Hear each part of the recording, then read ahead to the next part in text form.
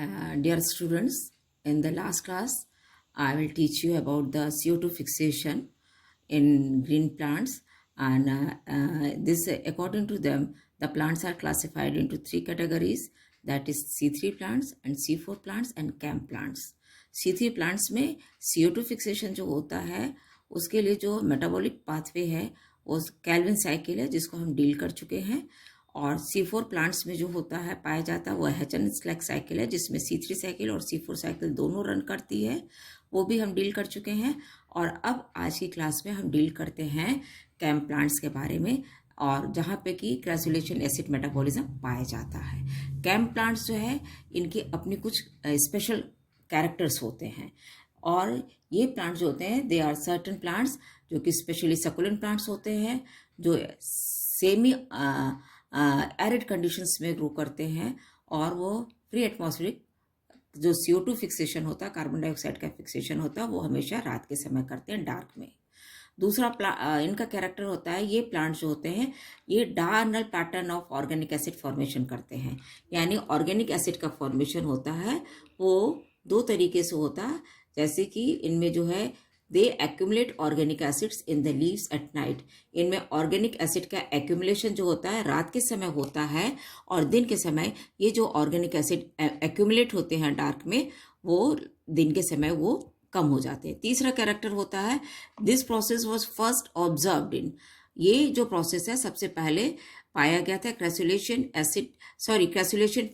Family के plants में। Example है उनके ब्राइफिलम है, कैलोनच है, सीडियम है, कैल्सिनम है, ये सारे प्लांट्स हैं जिसमें कि ये इस तरीके का एसिड मेटाबॉलिज्म पाया गया था, इसलिए इसको दिया गया क्रैसुलेशन एसिड मेटाबॉलिज्म का कैम का टर्म दिया गया।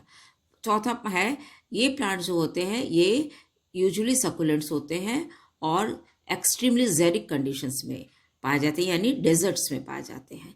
नेक्स्ट है डीज प्लांट्स जो है ये पोजेस करते हैं जेरोफिटिक, क्योंकि ये जेरिक कंडीशंस में ग्रो करते हैं इसलिए इनमें जो कैरेक्टर्स होते हैं जेरोफाइट्स के कैरेक्टर होते हैं।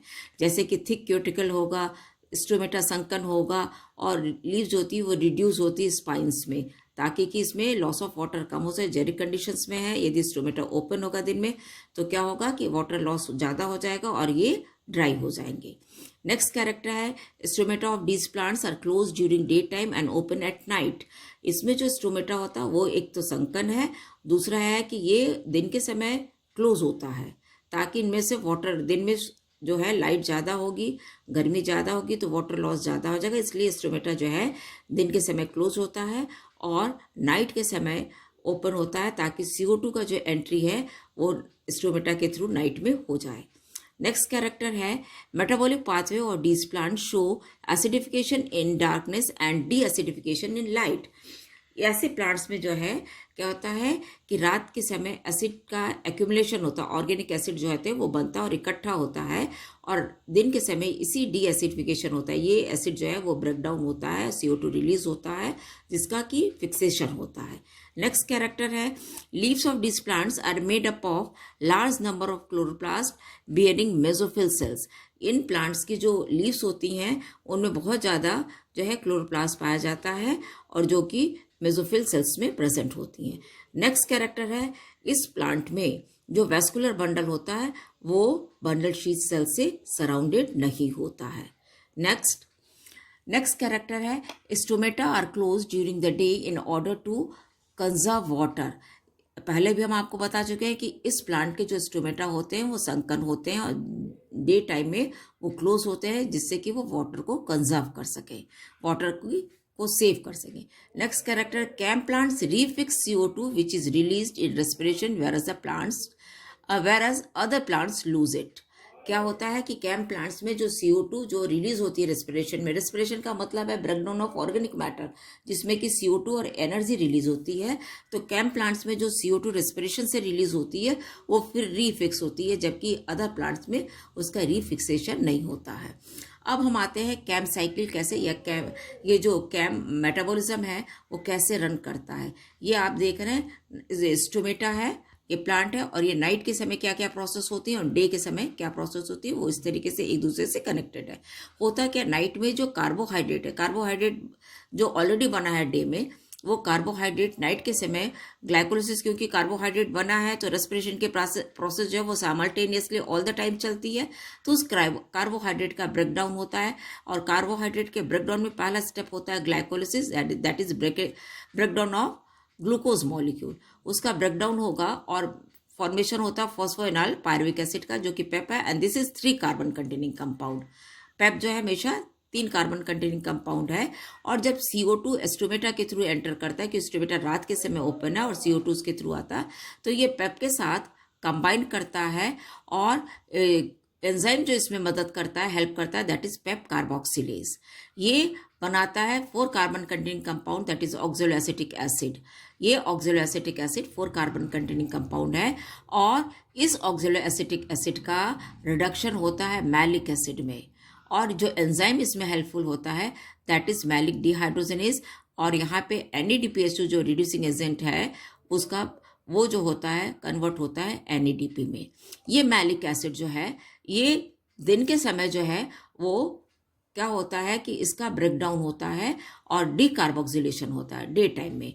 यहाँ पे एसिड का फॉर्मेशन, जो ऑक्सैलोएसिटिक एसिड का फॉर्मेशन हुआ malic acid, that is the process of acidification, यानी एसिड बना जो कि एक्यूमुलेट होता है वैक्यूल्स में, और इसके बाद डी एसिडिफिकेशन होता है, यानी ये मैलिक एसिड जो है दिन के समय में इस मैलिक एसिड का ब्रेकडाउन या डी कार्बोक्सिलेशन होता है, CO2 रिलीज होता है, और NADP जो है वो कन्वर्ट होता है NADPH2 में, और एंजाइम जो और ये मैलिक एसिड कन्वर्ट होता है फिर इसके डी कार्बोक्सिलेशन के बाद पायरुविक एसिड में।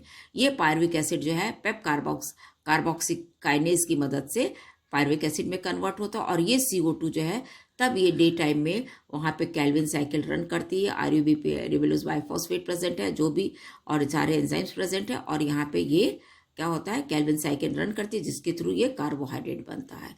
और ये पायरुविक एसिड फिर डिफरेंट प्रोसेस के थ्रू फिर जाता है कार्बोहाइड्रेट में, और ये कार्बोहाइड्रेट फिर जो है ये नाइट के समय ये इस कार्बोहाइड्रेट का ब्रेकडाउन होता है ग्लाइकोलिसिस के थ्रू और फॉस्फेनॉल पायरुवेट। इस तरीके से ये कैम जो है पाथवे रन करता है सकुलेंट प्लांट्स में। नेक्स्ट अब क्वेश्चन आता है कि अभी तक हम देख रहे थे कि C3 प्लांट्स और C4 प्लांट्स का जो डिफरेंस देख रहे थे कैल्विन साइकिल और हचन साइकिल में, तो मेजर डिफरेंस क्या आता है। C3 प्लांट्स में जो होता है एक कार्बन डाइऑक्साइड के फिक्सेशन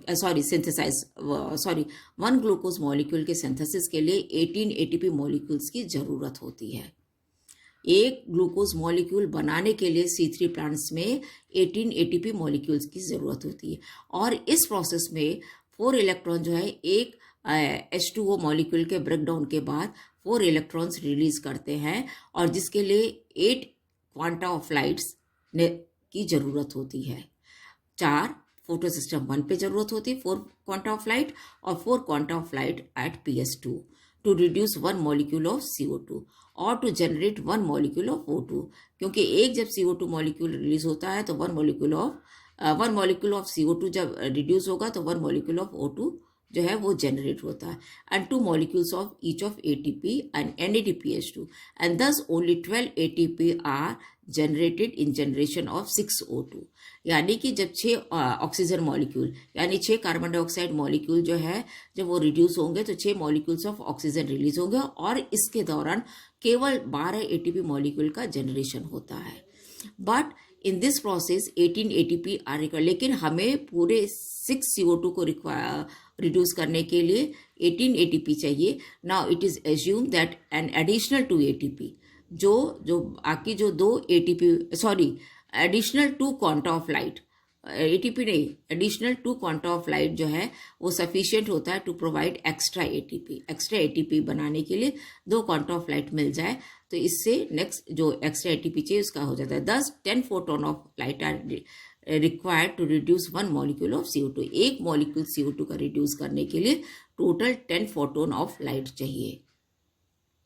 C4 प्लांट्स में क्या होता है, यहाँ पे 18 ATP मॉलिक्यूल्स रिक्वायर्ड होते हैं, बट C4 प्लांट्स में 30 ATP molecules are required to produce 1 glucose molecule.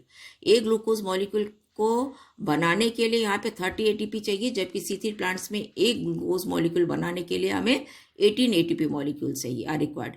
Hatch and Slack 1970 propose that C4 plants may have a higher capacity to phosphorylation, Black and Mine 1970 showed that C4 plants not only have a higher chlorophyll A and B ratio, but that the P700 component of chlorophyll A is also greater, PS1, and thus cyclic phosphorylation seems to be abundantly supplied with the raw material for ATP generation. यानी वहाँ पे PS1 में ज़्यादा chlorophyll molecules है, chlorophyll A B का ratio ज़्यादा है, तो वो सफिशियंट होते हैं ATP के जनरेशन के लिए. नेक्स्ट, अब क्वेश्चन है energy relationship and efficiency. During the synthesis of one glucose molecule, एक ग्लूकोज मॉलिक्यूल के सिंथेसिस के लिए 18 एटीपी और 12 NADPH2 that is the reducing power की जरूरत होती. For the formation of 1 ATP from ADP 7.6 kilo calorie energy is required. लेकिन एक ADP से ATP बनाने में 7.6 किलो कैलोरी एनर्जी की जरूरत होती है. और for the reduction of NADP को NADPH2 में रिड्यूस होने के लिए 52 किलो कैलोरी एनर्जी की जरूरत होती है. दस the total energy would be, यदि हम इस तरीके से करें तो 18 ATP के लिए ये 1,36,800 कैलोरी और NADPH2 के रिडक्शन के लिए 6,31,200 किलो कैलोरी एनर्जी की जरूरत थी. टोटल जो है 768,000 कैलोरी एनर्जी की जरूरत होती. जबकि whereas free energy required for the synthesis of 1 hexose molecule from CO2, जबकि एक एनर्जी जो है, फ्री एनर्जी जो है रिक्वायर्ड जो होती है एक ग्लूकोज मॉलिक्यूल के फॉर्मेशन के लिए CO2 से, that is 673,000 kilo calorie. That means the utilization of 18 ATP and 12 NADPH2 would be more. यानी कि इतने ATP और इतने NADPH2 से जो एनर्जी निकलती है वो ज़्यादा होती है फॉर दिस पर्पस, एक ग्लूकोज मॉलिक्यूल के सिंथेसिस के लिए. अब इफिशिएंसी की बात करते हैं. The two photo system harvest energy in the form of ATP and NADPH2. दोनों सिस्टम जो होते हैं PS1 और PS2 जो हैं वो एनर्जी को हार्वेस्ट करते हैं ATP और NADPH2 के फॉर्म में. ATP stores energy nearly 7.6 kilocalorie, that is 7,600 calorie, and NADPH2 about 52 kilocalorie. Light energy utilized is 4 quanta, that is 2 per photosystem, each of 40 kilocalorie of light energy. If we measures the efficiency of photosynthetic conversion of light energy in terms of ATP and NADPH2, it will come 52 plus 7.6 upon 100 upon 160, that is equal to 37.25%. Thus, a major portion of light absorbed is waste. Next. अब हम आते हैं, अभी तक हम पढ़ लिए C3 cycle, C4 cycle, CAM pathway. Next is that photorespiration that deals about the C2 cycle or glycolate metabolism. अब क्वेश्चन होता है कि जैसे जैसे फोटोसिंथेसिस की प्रोसेस प्लांट में चलती है, साइमल्टेनियसली रेस्पिरेशन की प्रोसेस भी चलती है. फोटोसिंथेसिस के प्रोसेस में क्या होता है, that is reduction process and the formation of carbohydrate और the glucose in simple words. और रेस्पिरेशन में क्या होता है, उसी ऑर्गेनिक कंपाउंड का ब्रेकडाउन होता है, ऑक्सीडेशन होता है. लेकिन फोटो रेस्पिरेशन प्रोसेस क्या होता है कि respiration that occurs only in light. Respiration की वो प्रोसेस जो कि सिर्फ लाइट में होती है, डार्क के समय नहीं, वो लाइट में होती है, इन ग्रीन सेल्स में होती है, and is responsible for release of extra CO2, and that has been termed as photorespiration by Kotov in 1963. 1963 में कॉटोव ने कहा कि फोटोरेस्पिरेशन वो प्रोसेस है जो कि ग्रीन सेल्स में होती है लाइट के प्रेजेंस में. और फोटोरेस्पिरेशन जो है वो एन इंटीग्रल और इनसेपरेबल एस्पेक्ट ऑफ फोटोसिंथेसिस का. थर्ड पॉइंट है, the process of फोटोरेस्पिरेशन is decreased with the increase in CO2 concentration in the atmosphere. ये डिपेंड करता है, क्योंकि जो हम सबसे पहले आपको बोले कि जो सबसे इम्पोर्टेंट फैक्टर है रोबिस्को एंजाइम, जो कि कार्बन डाइऑक्साइड को फिक्स करने में मदद करता है C3 प्लांट्स में। और C4 प्लांट्स कहीं भी CO2 के फिक्सेशन के लिए it has dual property, that is it can fix carbon dioxide as well as oxygen depending upon the concentration of carbon dioxide and oxygen in the atmosphere। यहाँ पे क्या है कि ये उसको बताता है कि जब एटमॉस्फेयर में आपको CO2 का कॉन्सेंट्रेशन जो है वो इंक्रीज करेगा तो क्या होगा कि फोटो रेस्पिरेशन की प्रोसेस डिक्रीज करेगी, क्योंकि ये रेस्पिरेशन होना है, यानी कि वो एंजाइम जो है वो ऑक्सीजनेज की तरह एक्टिव होता है। उसका पूरा नाम है रिबुलोज बाइफॉस्फेट कार्बोक्सिलेज ऑक्सीजनेज, यानी ये कार्बन डाइऑक्साइड को भी फिक्स कर सकता है और ऑक्सीजन को। जब ये एंजाइम एटमॉस्फेरिक ऑक्सीजन को बाइंड करता है तब ये ऑक्सीजनेज की एक्टिविटी करता है, और जब ये एटमॉस्फेरिक कार्बन डाइऑक्साइड को बाइंड करता है तो कार्बोक्सिलेज की करता है। फोटो रेस्पिरेशन जो है, जब ये एंजाइम ऑक्सीजनेज की एक्टिविटी करता है तब फोटो रेस्पिरेशन होता है और बढ़ता है। लेकिन जब एटमॉस्फेयर में कार्बन डाइऑक्साइड का कॉन्सेंट्रेशन बढ़ जाएगा तब ये जो है एंजाइम क्या होगा, कार्बन डाइऑक्साइड के साथ कंबाइन करेगा और तब केल्विन साइकिल या आपको जो एथेन स्लैग साइकिल है वो रन करेगी। लेकिन तो जब कार्बन डाइऑक्साइड का एटमॉस्फेयर में बढ़ता है तो क्या होगा, ये जो है आपको फोटो रेस्पिरेशन का रेट डिक्रीज हो जाएगा। दूसरी तरफ क्या होता है, higher concentration of oxygen in the atmosphere inhibits photosynthesis and accelerates photo respiration. लेकिन उसी समय यदि कार्बन डाइऑक्साइड का कॉन्सेंट्रेशन एटमॉस्फेयर में कम हो जाए, ऑक्सीजन का कॉन्सेंट्रेशन बढ़ जाता है, तो ये एंजाइम जो है रोबिस्को जो है वो ऑक्सीजनेज की एक्टिविटी परफॉर्म करता है और ऑक्सीजन के साथ बाइंड करता है, और तब उस कंडीशन में फोटो रेस्पिरेशन जो है उसका रेट बढ़ जाता है और फोटोसिंथेसिस का रेट जो है वो डिक्रीज कर जाता है। Next, the process of photo respiration was first demonstrated in tobacco plant by Decker in 1955 and some modifications with 1959। The process involves participation of, अच्छा, फोटो रेस्पिरेशन के प्रोसेस में 3 ऑर्गेनेल्स इन्वॉल्व होते हैं, chloroplast, peroxisomes and mitochondria। Next, when the CO2 concentration in the atmosphere lowers below 1%, आप ये जानते हैं 1%, the ribulose biphosphate combines with O2 and forms one molecule of each of 3 phosphoglyceric acid and 2 phosphoglycolic acid with the help of enzyme Robisco RUBP oxygenase। क्या हुआ कि यदि atmosphere में carbon dioxide का कॉन्सेंट्रेशन कम हो गया और ऑक्सीजन का कॉन्सेंट्रेशन बढ़ गया तो उस समय ये एंजाइम जो है वो क्या करता है, रिबुलोज सबस्ट्रेट तो आपको केल्विन साइकिल में ऑलरेडी प्रेजेंट है, ribulose biphosphate that is 5 carbon containing compound, और जब ये एटमॉस्फेयर से स्टोमेटा के थ्रू ऑक्सीजन को एंटर करता है तो ये एंजाइम जो है ऑक्सीजनेज की एक्टिविटी बढ़ाता है, ऑक्सीजनेज की एक्टिविटी परफॉर्म करता है, और ये 5 कार्बन कंपाउंड जो है वो ब्रेक होता है 2 तरीके के मॉलिक्यूल में, एक 3 carbon containing compound that is 3 phosphoglyceric acid और दूसरा 2 carbon containing compound that is phosphoglycolic acid with the help of enzyme this.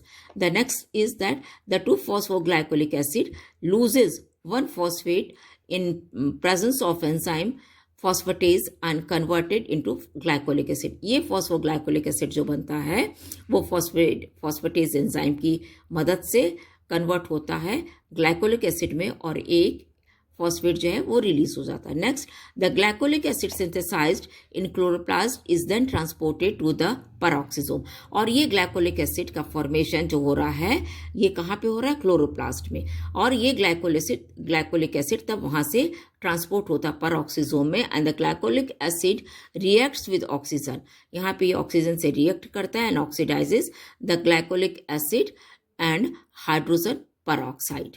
Next, The glyoxylic acid is then converted to amino acid glycine। इसके बाद ये glyoxylic acid जो है वो amino acid glycine में change हो जाता है। From peroxisome में जो ग्लाइसिन बना है amino acid is transported into mitochondria when वो माइटोकॉन्ड्रिया में फिर ये ग्लाइसिन जो है ट्रांसपोर्ट हो जाता है, जहाँ पे 2 मॉलिक्यूल ग्लाइसिन के जो है वो इंटरेक्ट करके परफॉर्म करते हैं बनाते हैं 1 molecule of serine and CO2 and NH3. The CO2 is then released in photo respiration. ये जो CO2 रिलीज होता है फोटो रेस्पिरेशन में माइटोकॉन्ड्रिया, क्योंकि माइटोकॉन्ड्रिया में ही प्रोसेस होती है रेस्पिरेशन की, रिलीज होता है, ये रिलीज होता है माइटोकॉन्ड्रिया में. And the ammonia that is NH3 release from glycine is transported to cytoplasm और chloroplast. Next the amino acid serine returns to peroxisome where it is deaminated. यानी अमीनो एसिड जो serine है वो peroxisome में return back होता है, वहाँ यह डीएमिनेशन होता है and reduced to hydroxy pyruvic acid and finally to glyceric acid. The glyceric acid finally enters the chloroplast. अब ये क्वेश्चन आया कि एक वारबर्ग इफेक्ट है. वो कहता है कि ये साइंटिस्ट ओटो वारबर्ग थे 1920 में. उन्होंने ऑब्जर्व किया कि presence of excess of O2 in the atmosphere inhibits photosynthesis. First time उन्होंने ऑब्जर्व किया कि यदि ऑक्सीजन एटमॉस्फेयर में ऑक्सीजन का कॉन्सेंट्रेशन बढ़ गया है तो वो फोटोसिंथेसिस के प्रोसेस को इनहिबिट करता है ग्रीन एल्गा में और सेवरल अदर प्लांट्स में. And the inhibition of photosynthesis by high O2 level was termed as Warburg effect. Next, this is the cycle of photorespiration, that is C2 cycle. यहाँ हम देख रहे हैं 3 organelles हैं, that is chloroplast and this is peroxisome and this is mitochondria. Chloroplast में oxygen through stomata enter करता है. यहाँ रुबिस्को है और सबस्ट्रेट रिबुलोस बाइफॉस्फेट है. ये ऑक्सीजन रिबुलोस बाइफॉस्फेट से रुबिस्को में ऑक्सीजनेस की एक्टिविटी परफॉर्म होती है और ये जाता है और यहाँ बनता है 2-फॉस्फोग्लाइकोलिक एसिड एंड 3-फॉस्फोग्लिसरिक एसिड. जो 3-फॉस्फोग्लिसरिक एसिड फिर आगे रन करता है और 2-फॉस्फोग्लाइकोलिक एसिड कन्वर्ट होता है ग्लाइकोलिक एसिड में और ये ग्लाइकोलिक एसिड फिर ट्रांसपोर्ट होता है पेरोक्सिसोम में. ये पेरोक्सिसोम में जब ये ग्लाइकोलिक एसिड फिर कन्वर्ट होता है ग्लाइऑक्सिलिक एसिड में और यहाँ पे ऑक्सीजन से ये कंबाइन करके ग्लाइऑक्सिलिक एसिड में कन्वर्ट होता है और ग्लाइऑक्सिलिक एसिड से ग्लाइसिन में चेंज होता है जो कि अमीनो एसिड है और ये ग्लाइसिन फिर ट्रांसपोर्ट होता है माइटोकॉन्ड्रिया में. इस माइटोकॉन्ड्रिया में इस ग्लाइसिन का डीकार्बोक्सिलेशन होता है, CO2 वो रिलीज होकर बाहर आता है, अमोनिया रिलीज होता है और ये डीकार्बोक्सिलेशन के बाद बनाता है सेरीन और ये सेरीन फिर जो है ट्रांसपोर्ट होकर वापस बैक आ जाता है इस पेरोक्सिसोम में और यहाँ पे ये जो है फिर कन्वर्ट होता है हाइड्रोक्सी पायरुविक एसिड में और हाइड्रोक्सी पायरुविक एसिड से फिर ये ग्लिसरिक एसिड में जाता है और ग्लिसरिक एसिड फिर ये जो है वापस जो है क्लोरोप्लास्ट में जाता है और यहाँ से ग्लिसरिक एसिड से फिर 3-फॉस्फोग्लिसरिक एसिड में होता है, फिर ये जो कैल्विन साइकिल है उसमें एंटर कर जाता है. This is all about the photo respiration.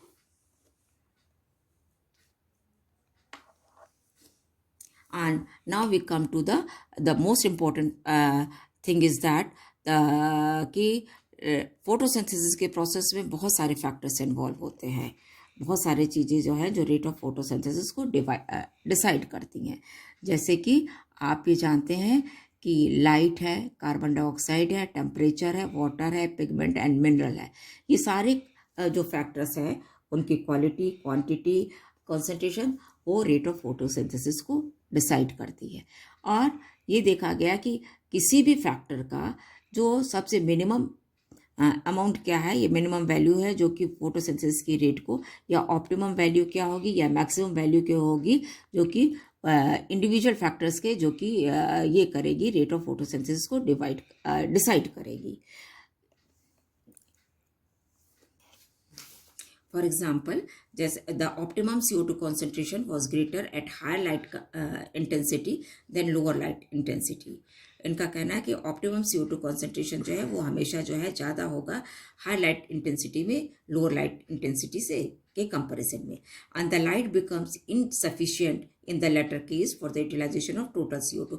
जैसे फॉर एग्जांपल कि यदि CO2 का 2 मॉलिक्यूल है उसके लिए लाइट जो है यदि हमें light intensity lower light intensity में 2 मॉलिक्यूल CO2 जो है पूरा फिक्स हो रहा है, लेकिन यदि CO2 का कॉन्सेंट्रेशन बढ़ा देते हैं हम 2 मॉलिक्यूल से ज़्यादा वो बढ़ के हो गया, यदि 10 मॉलिक्यूल हो गया तो वो लाइट जो है इनसफिशिएंट होगी और CO2 का फर्दर फिक्सेशन नहीं होता है. क्या इसलिए है कि the light becomes insufficient in the latter case for the utilization of total CO2 and it is not possible to study the effect of individual factors, but rather the factors have to be considered in relation to one another. Liebig propose 1843 में उन्होंने propose किया law of minimum which states the rate of process is limited by the pace of the slowest factor. But F Blackman 1905 में आया, उन्होंने Blackman's law of limiting factor दिया और उनके अपने वर्ड्स में ये था, when a process is consider conditions as to its rapidity by a number of separate factors, the rate of the process is limited by the pace of slowest factor.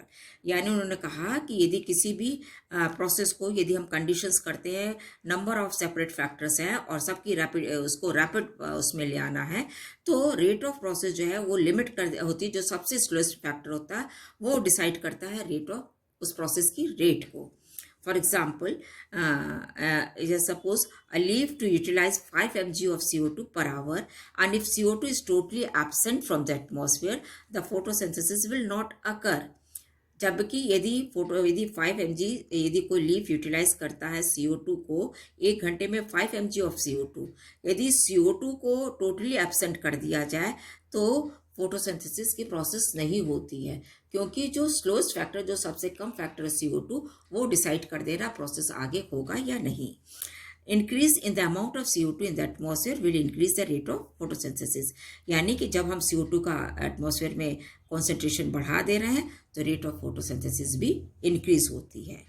Any further increase, for example जैसा कि आपको next figure में दिखाया जा रहा है कि any further increase in amount of CO2 will not enhance the rate of photosynthesis and the rate becomes constant. उनका कहना था कि CO2 का कॉन्सेंट्रेशन यदि हम बढ़ाने लगे तो एक लेवल तक रेट ऑफ फोटोसिंथेसिस बढ़ेगी, उसके बाद यदि हम CO2 का कॉन्सेंट्रेशन बढ़ाते हैं एक लिमिट के बियॉन्ड तो रेट ऑफ फोटोसिंथेसिस फिर नहीं इंक्रीज करेगी, क्योंकि बाकी सारे जो फैक्टर्स हैं वो कांस्टेंट है, वो साथ में नहीं बढ़ रहे हैं. And any further increase in amount of CO2 will not enhance the rate of photosynthesis and the rate becomes constant. And this is because the light factor has now become the limiting factor.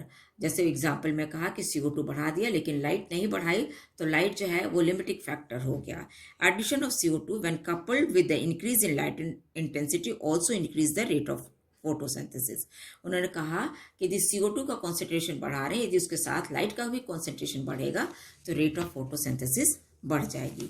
लेकिन Blackman's के law of limiting factor, and this is the Blackman's law of limiting factor, इसके साथ कई सारे criticism भी हुए. और ये क्रिटिसिज्म जो था बॉयसन जेंसन ने किया 1918 में, हार्डन ने 21 में किया, हूवर ने 33 में किया.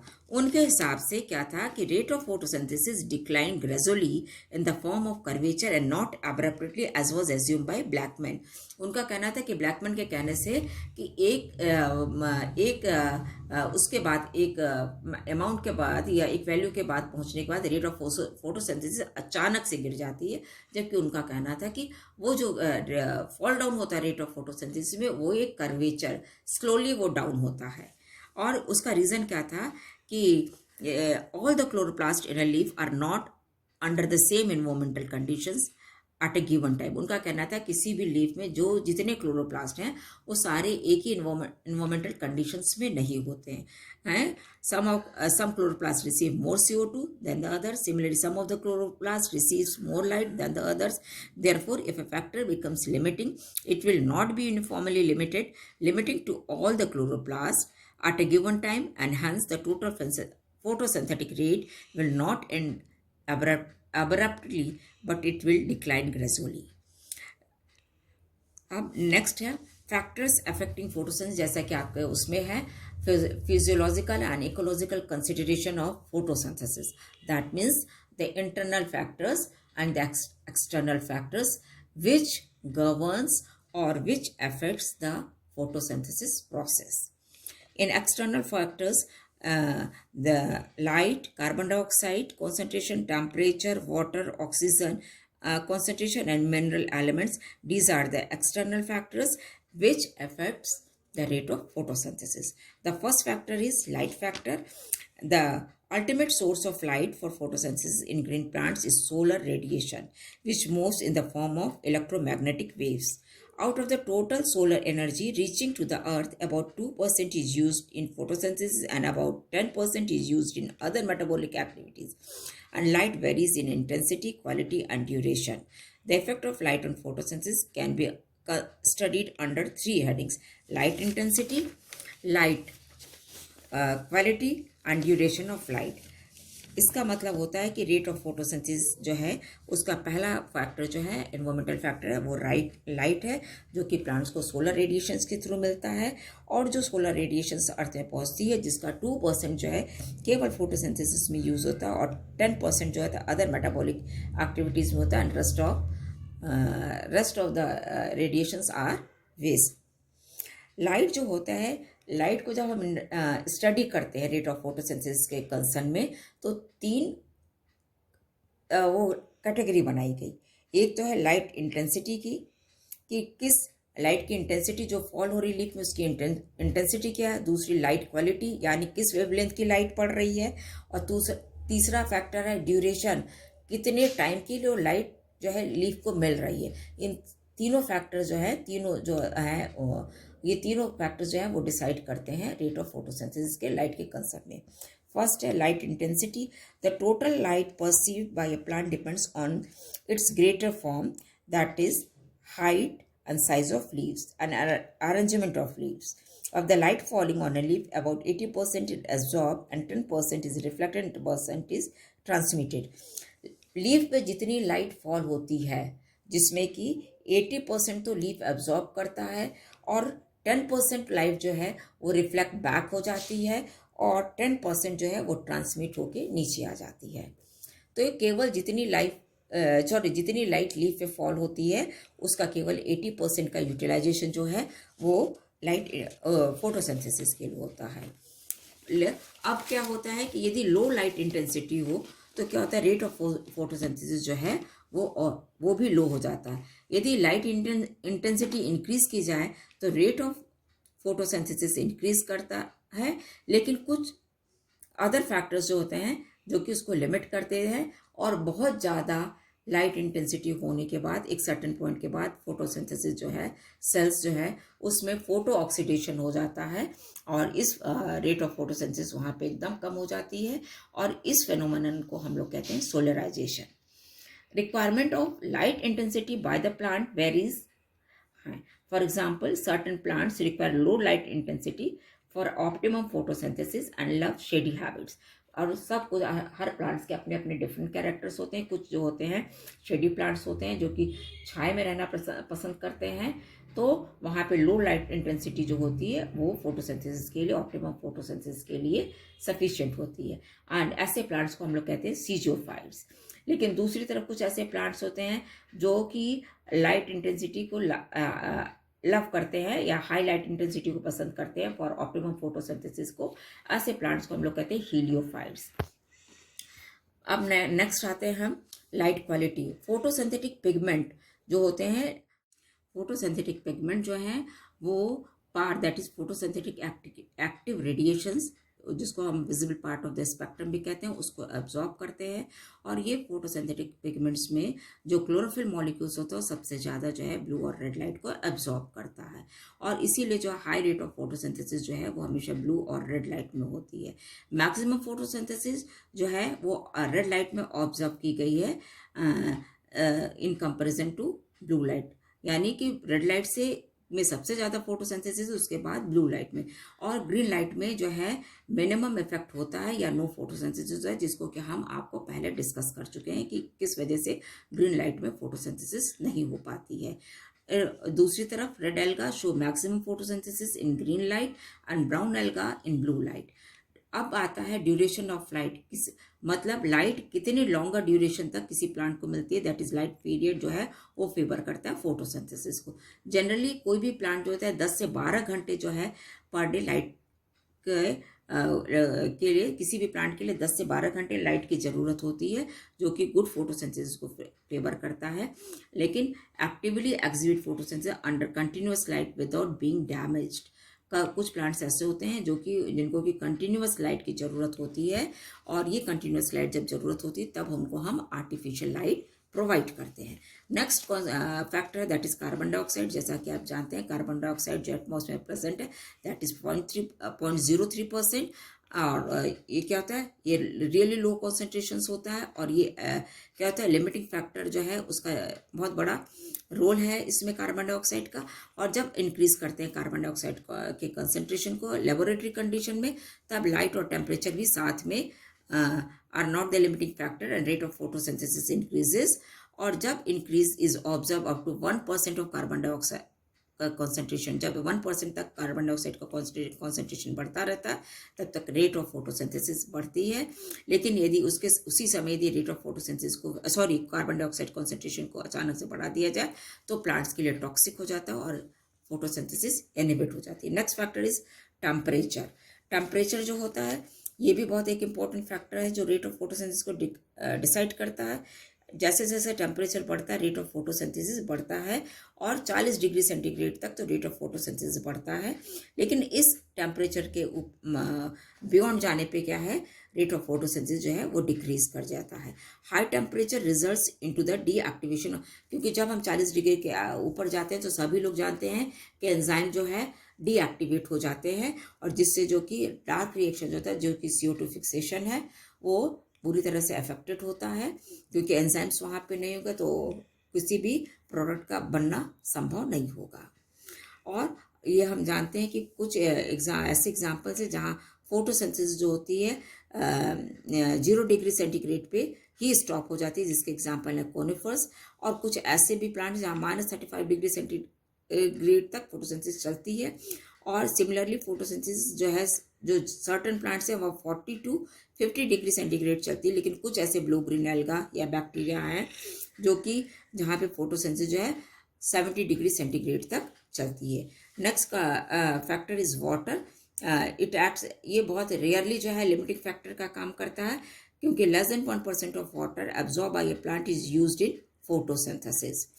And lowering of photosynthesis has been observed if the plants are inadequately supplied with water। जब प्लांट्स को एकदम पानी नहीं मिलेगा ठीक से, तब रेट ऑफ फोटोसिंथेसिस जो है वो अफेक्टेड होगी। क्योंकि जनरली जो होता है जितना वाटर केवल एब्जॉर्ब होता है उसका 1% ही वाटर जो है फोटोसिंथेसिस में इन्वॉल्व होता है। Next factor is oxygen. जैसा कि आप जानते हैं कि जैसे जैसे ऑक्सीजन का कॉन्सेंट्रेशन बढ़ता है रेट ऑफ फोटोसिंथेसिस डिक्रीज हो जाती है, क्योंकि रोबिस्को एंजाइम है उसकी डुअल प्रॉपर्टी होती है, वो ऑक्सीजनेज की एक्टिविटी करता है और रेट ऑफ फोटो रेस्पिरेशन को बढ़ा देता है। Next is mineral elements. Certain important minerals जो होते हैं वो मैग्नीशियम है, आयरन है, कॉपर है, क्लोरीन है, मैंगनीज एंड फॉस्फोरस हैं, जो कि क्लोजली जुड़े हुए हैं फोटोसिंथेसिस रिएक्शंस के। एंड इनमें से किसी भी मिनरल की डिफिशियंसी जो है अल्टीमेटली फोटोसिंथेसिस को रिड्यूस करती है। अदर एक्सटर्नल फैक्टर्स में जो है ओजोन है, सल्फर डाइऑक्साइड है, और ऑक्सीडेंट हैं, और कई तरीके के ऑक्सीडेंट हाइड्रोजन फ्लोराइड है, ये सारे डिक्रीज करते हैं फोटोसिंथेसिस को। और कुछ केमिकल्स ऐसे हैं जो HCN, H2S, क्लोरोफॉर्म, ईथर है, they also known as to inhibit process of photosynthesis. अब आते हैं इंटरनल फैक्टर्स में, that is chlorophyll content, protoplasmic factor and accumulation of carbohydrate etcetera. Chlorophyll content की बात जहाँ है, जिसको कि इमर्सन ने 1929 में बताया था कि क्लोरोफिल कंटेंट और रेट ऑफ फोटोसिंथेसिस का डायरेक्ट रिलेशनशिप है। और जबकि विल्स्टर एंड स्टाल ने कहा कि chlorotic leaves photosynthesise almost as rapidly as the normal leaves. जबकि स्टॉल का कहना था कि क्लोरोटिक लीव्स जो है वो भी जो है नॉर्मल लीव्स की तरह फोटोसिंथेसिस करती हैं।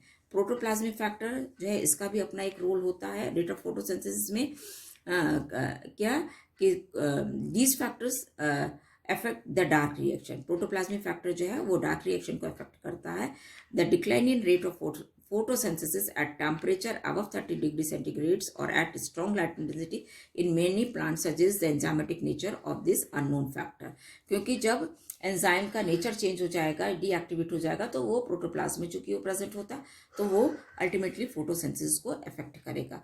And next is accumulation of carbohydrate. Carbohydrate जो का यदि ज़्यादा कार्बोहाइड्रेट बन गया तो नेचुरली उसकी डिमांड कम हो जाएगी और रेट ऑफ फोटोसिंथेसिस जो है वो डिक्रीज करेगा। If those food materials are not translocate, यदि वो बन गए और ट्रांसलोकेट नहीं हुए, उनके जहाँ डेस्टिनी है वहाँ नहीं भेजे गए, तो प्रोसेस ऑफ रेस्पिरेशन इंक्रीजेज, वहाँ पे रेस्पिरेशन की प्रोसेस बढ़ जाएगी. Sugar is converted to starch which accumulate in the chloroplast and this reduce the effective surface in the chloroplast and the rate of photosynthesis is decreased. This is all about the photosynthesis. अब photosynthesis topic जो है आपका वो complete हो गया, and in next class I will deal you with respiration.